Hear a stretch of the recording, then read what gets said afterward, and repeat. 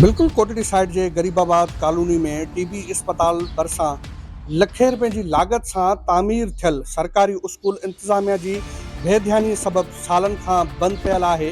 साईं असां मुतालबा इहे कंदासीं आला अफ़सरनि खां त हिन शइ जो जांच कराइण नोटिस वठनि त लखे रुपया ऐं करोड़ो रुपयनि जी जेका बजट अचे थी असांजे स्कूल ते हिन ते ख़र्च छो नथी थिए। आख़िर हीअ एॾी वॾी आबादी आहे, इन जे इर्द गिर्द को बि गवर्नमेंट जो स्कूल असांखे ॿारनि खे वेझो कोन्हे को। जे वेझो आहिनि त प्राइवेट असां उन्हनि पंहिंजे ॿारनि खे उन में अफोर्ड नथा करे सघूं त को उन्हनि जी फीसूं भराए सघूं या हुननि जा किताब वठी सघूं। असां महांगाई एतिरी आहे, असां पंहिंजे पेट जी पूरी कयूं या ॿारनि खे पढ़ाए सघूं। त असां बाला ऑफिसरनि खे इहे अपील कंदासीं त इहे शइ जो नोटिस वठनि त हिन स्कूल ते जेका बजट अचे थी उहा किथे थी ख़र्च थिए। आख़िर किलोमीटर खनि खां मथे थी वेंदो जेको असांजा ॿार ओॾे था वञनि प्राइवेट में पढ़णु। सो बि हशर इहो आहे त जहिड़ी त पढ़ाई आहे तहिड़ी पढ़ाई न आहे। फीसूं केतिरियूं? उन्हनि जी फीसूं सां इलाही महांगियूं आहिनि, असां नथा अफोर्ड करे सघूं। 500-700 रुपया असां ॾियाड़ी कमाइण वारा, असां हुन खां पुछा ई कोन था कयूं छा आहे, असांजी वस में न आहे। असां हुन खां पुछा कयूं, चवंदा बाबा जेके किताब 14-15 हज़ार रुपए खां मथे कोर्स आहे हुननि जो, त हाणे फीस हुननि जी केतिरी हूंदी तव्हां पाण अंदाज़ो लॻायो, असां किथे पूरी करे सघूं। हिकिड़ो जर्नल बि साईं 300 रुपए जो आहे, जेको चवनि था त बाबा 8 जर्नल खपनि हिकिड़े सब्जेक्ट जे लाइ, ॿिनि सब्जेक्टनि जे लाइ। बाबा हिन शइ जे लाइ हीअ खपे थो, जर्नल डायरेक्ट खपनि 300 रुपया वारा। हाणे इहे ॿार खे 8 जर्नल मां ग़रीब माण्हू किथां पूरो करे सघां? 3000-5000 जा ख़ाली जर्नल रुॻो। त इहा असांखे वॾी ॾुखियाई आहे ऐं हीअ एतिरे अरसे खां वठी वीरान लॻो पियो आहे स्कूल। ज़रूरु हिन जी बजट त अचे थी न पई, इहा किथे थी ख़र्च थिए।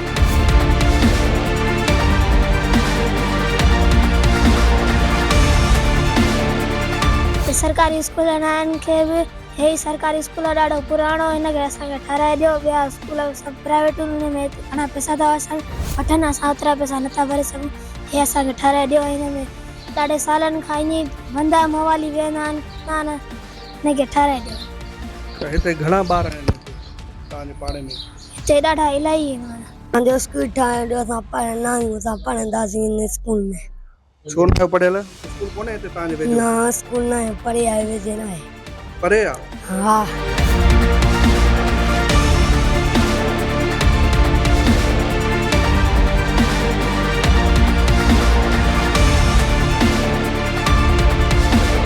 मसलो ये आहे त हीउ स्कूल काफ़ी सालनि सदियुनि खां वठी जेको तो ईअं पियो आहे। हिन हुकूमत खे खपे या त हिनखे ढाहे दंग कनि, या नथा ढाराइनि त पोइ हिन में आइसिया मवाली हे हो सॼो ॾींहुं कोन को वेठो आहे हिते, सॼो ॾींहुं आइस हले थी, वेठो पीअनि था, मवाली बेदार कनि था। असांजा मासूम जेके नंढड़ा ॿार आहिनि से अचनि वञनि था, उहे ॾिसंदा उन्हनि ते कहिड़ो असरु पवंदो। तव्हां पाण ॾिसो था केॾो गंदगी जो ढेर आहे हिन में, अॻियां पोयां सभु गंदगीअ सां ढेर भरियो पिया। हुन में अची आइसिया मवाली वेठो पूरे शहर जा उसे पासे अची वेहनि था। या त हिनखे ढाहियो वञे, या त हिनखे तहमीर करे हुकूमत खे विहारियो वञे ताकी ही हिन मवालियुनि मां जान छुटे।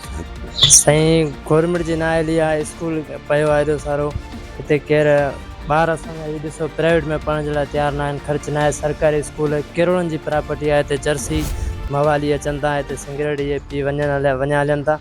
हे स्कूल गवर्नमेंट खे चवंदा ठाराए।